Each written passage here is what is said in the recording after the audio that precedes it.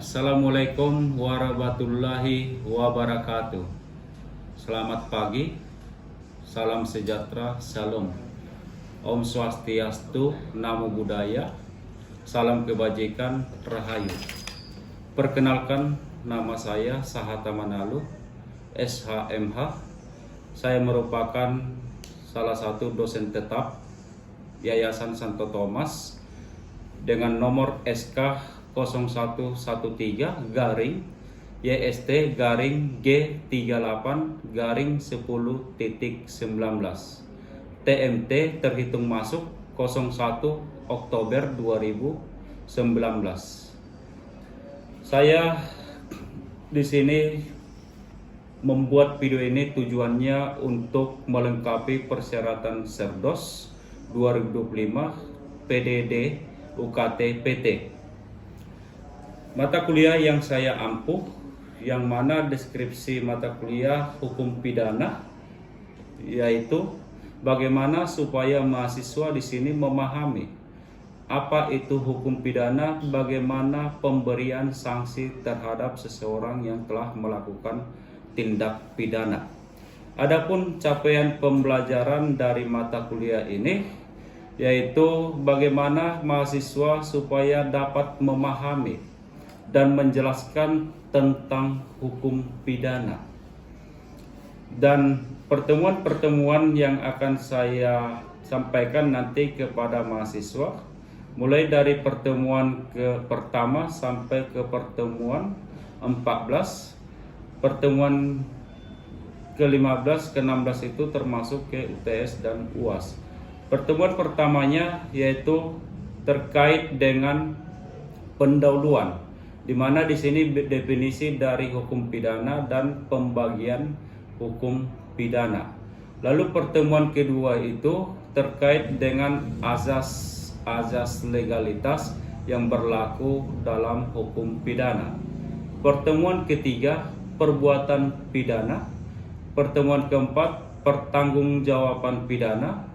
Pertemuan kelima, unsur-unsur kesalahan dalam hukum pidana. Pertemuan ke-6, pidana dan pemidanaan.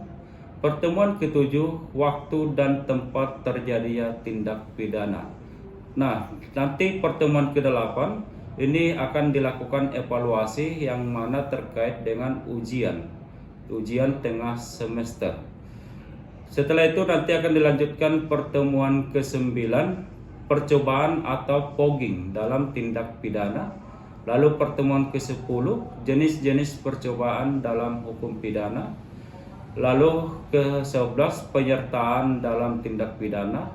Yang ke-12, perbarengan atau konkursus. Lalu pertemuan ke-13, hapusnya kewenangan dalam hukum pidana. Pertemuan ke-14, residivis, pengulangan tindak pidana. Pertemuan ke-15 ya terkait dengan residivis juga. Lalu yang ke-16 nanti akan dilakukan evaluasi berupa ujian akhir semester.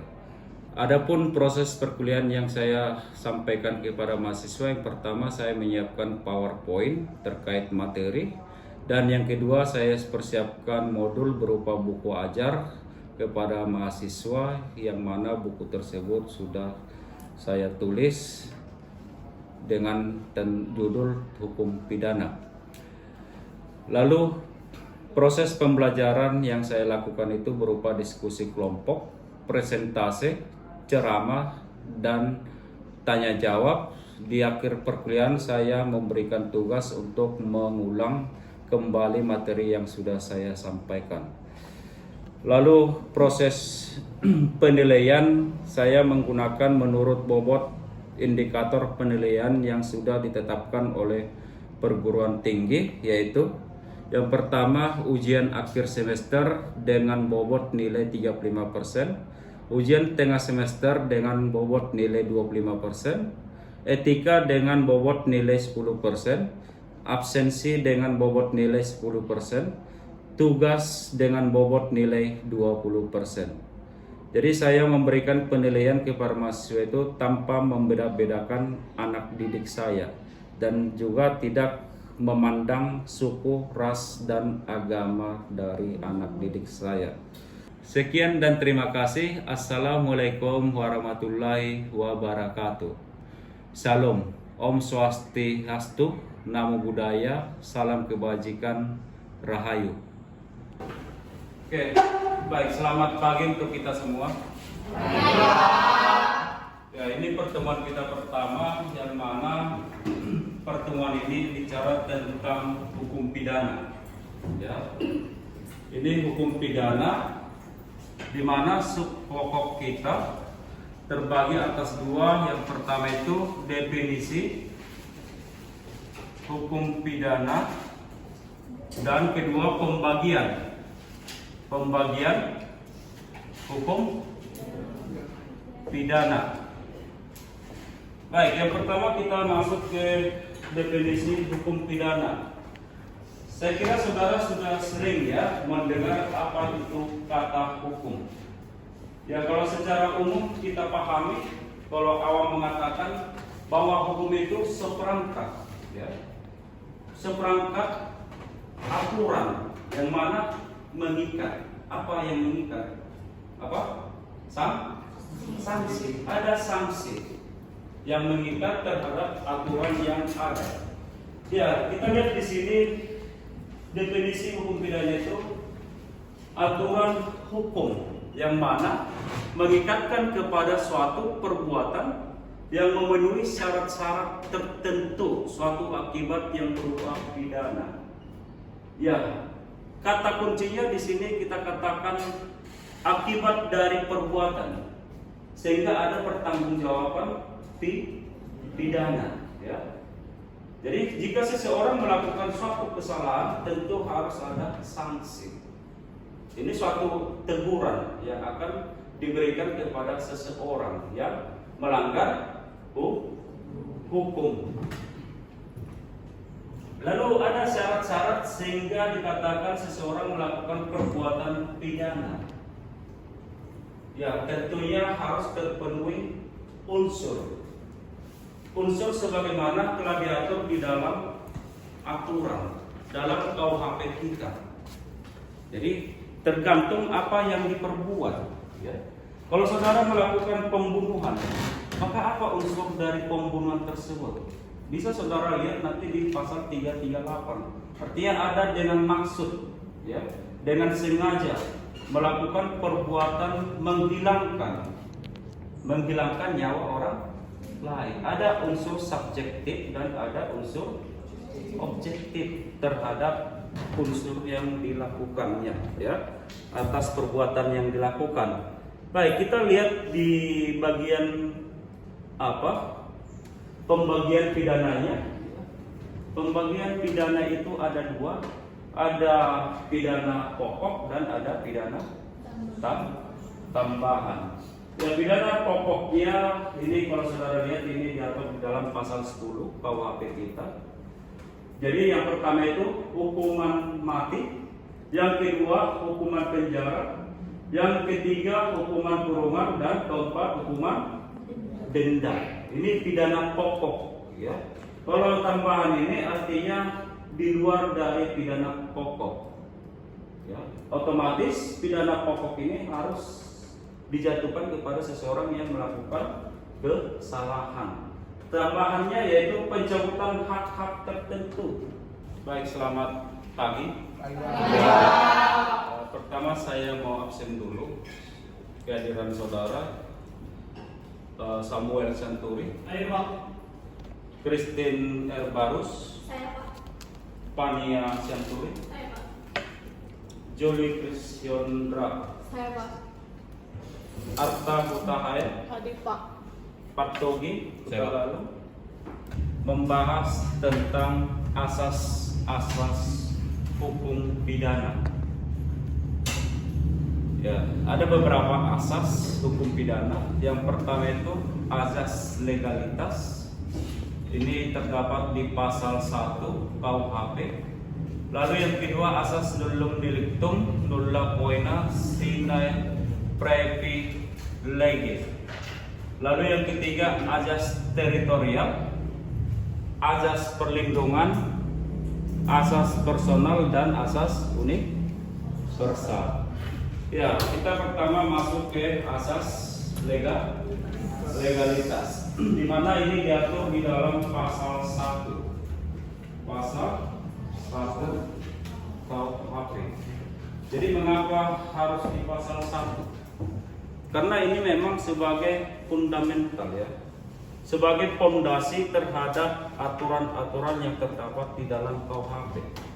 Kita pahami bahwa legalitas itu menyatakan tentang keberlakuan hukum. Ya, tidak ada pidana jika tidak ada diatur di dalam hukum ya. Jadi seseorang tidak bisa dipidana jika belum ada aturannya. Azas yang berlaku di negara kita azas non retroaktif, azas tidak berlaku surut. Misalnya, hari ini saya melakukan kejahatan, tetapi kejahatan yang saya lakukan itu belum diatur di dalam KUHP. Lalu besoknya KUHP tersebut diatur, maka saya tidak bisa dipidana terhadap perbuatan saya sebelum adanya aturan yang saya langgar. Oke, selamat pagi untuk kita semua. Ya, pertemuan ketiga kita ini berbicara tentang tempat dan waktu. Jadi kita sebagai orang hukum dalam prakteknya bicara tentang waktu dan tempat ini sangat penting ya. Jadi untuk mengetahui terkait kadaluarsa dari penuntutan dan terkait jurisdiksi pengadilan mana yang berwenang untuk mengadili seseorang yang melakukan tindak pidana. Jadi tempat dan waktu ya. Tempat itu disebut apa? Lokus ya. Sedangkan waktu itu tempus. Ya, kedua ini sangat penting di dalam melakukan penindakan ya. Penuntutan terhadap seseorang yang melakukan tindak pidana. Baik, kita lihat terkait peran dari waktu atau tempus. Ya, selamat pagi untuk kita semua. Hari ini pertemuan kita terkait dengan percobaan atau yang biasa disebut dengan fogging. Ya, ada 3 unsur di mana dikatakan disebut sebagai percobaan. Yang pertama, niat. Ya. Niat itu yang ada dari pikiran seseorang. Yang kedua, pelaksanaan permulaan.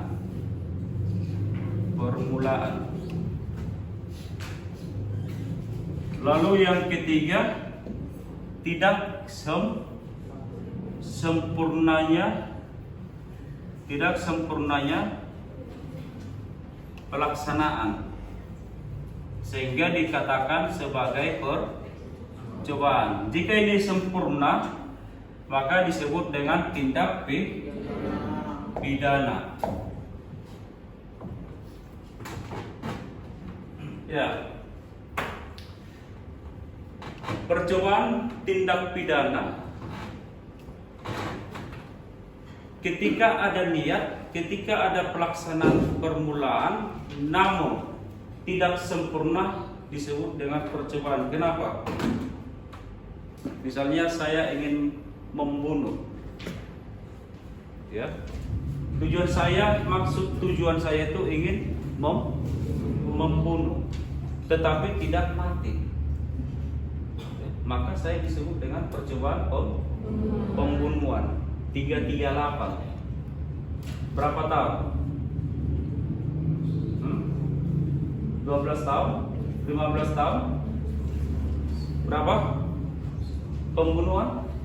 338. 12 tahun. 15 kan? Ya 15 dikurangi sepertiga kalau percobaan.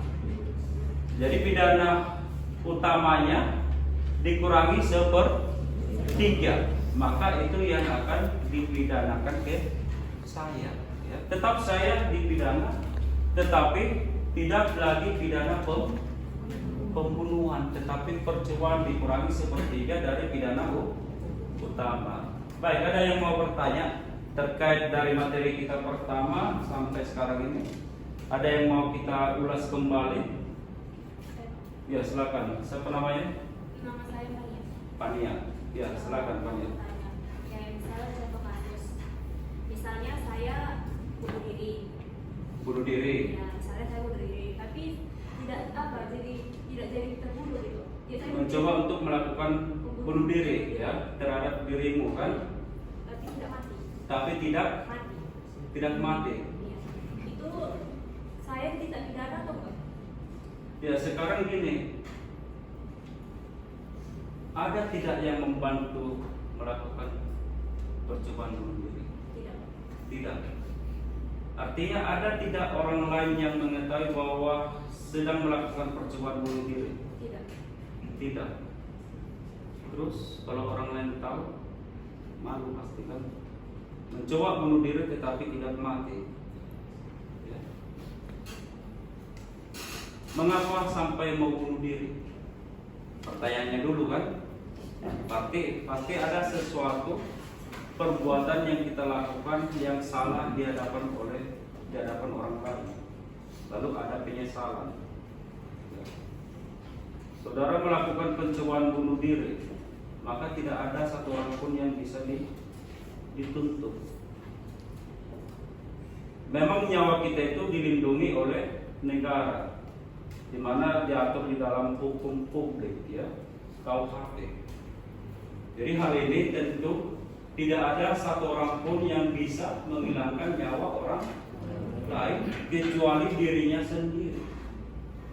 Kalau saudara mau bunuh diri, ya memang tidak ada yang bisa dituntut, namanya bunuh diri. Tetapi ini perlu untuk ditelusuri apa penyebab sehingga melakukan bunuh diri atau percobaan bunuh diri.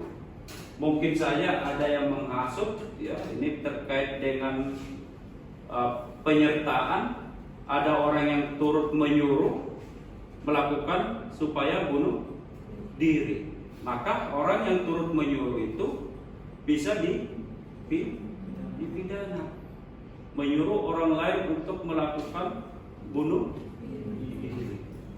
Maka artinya jika itu ada orang lain yang terlibat, maka bisa dipidana. Ya, tadi saya katakan ada tidak orang lain yang terlibat terhadap percobaan bunuh diri saudara tersebut. Artinya saudara katakan tidak ada, maka kita tidak bisa persalahkan orang lain. Ya, hanya saja mungkin saudara akan dibawa untuk berobat, ya, ke psikiater karena mungkin lagi ada gangguan jiwa, ya kan? Ya bisa saja dibawa ke dokter sakit jiwa. Kenapa sampai mau bunuh diri? Lalu dicari tahu apa penyebabnya, kan bisa saja. Tetapi di dalam hal ini tidak ada yang bisa dituntut, ya, kecuali ada yang menyuruh melakukan atau menghasut supaya dilakukannya perbuatan bunuh diri tersebut. Baik, yang lain ada yang mau ditanyakan kembali atau kita ulas kembali pertemuan sebelumnya? Ada? Masih ada yang mau bertanya? Tidak ada? Tidak, Pak. Atau memberi tanggapan? Tidak ada, ya? Baik, pertemuan kita untuk hari ini cukup sampai di sini. Dan saya ucapkan selamat pagi untuk kita semua. Dan sampai bertemu minggu depan.